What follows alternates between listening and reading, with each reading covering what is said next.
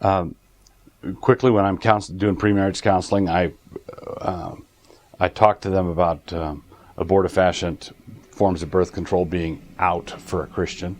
So Christians don't have the right or the authority or the privilege of taking a life, which is what abortifacient forms of birth control do. And it's certainly true that Christian parents should be open to children.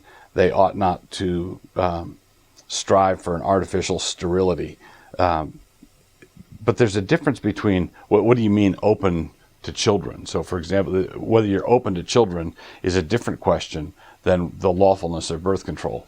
So you can have a situation where a couple say, we would like to maximize the number of children we can have, and we'd like to pace ourselves one every 2 years because we'd like to have as many children as we can have and maintain and support, pay for the Christian school tuition and feed them all and provide for them.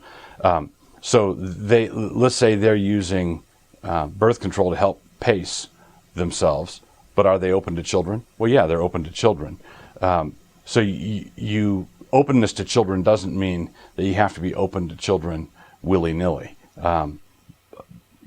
because family planning has become a catchphrase for the anti-child, anti-life, anti-mentality of Planned Parenthood.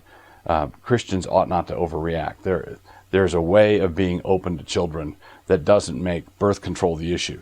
What I would say, if someone were to visit our church at Christ Church and they stooped down to the 2-3 foot level and looked across the room, they would see a whole second population of saints down there. And they would assume, if they're just a visitor, they would assume, oh, this place must teach against birth control.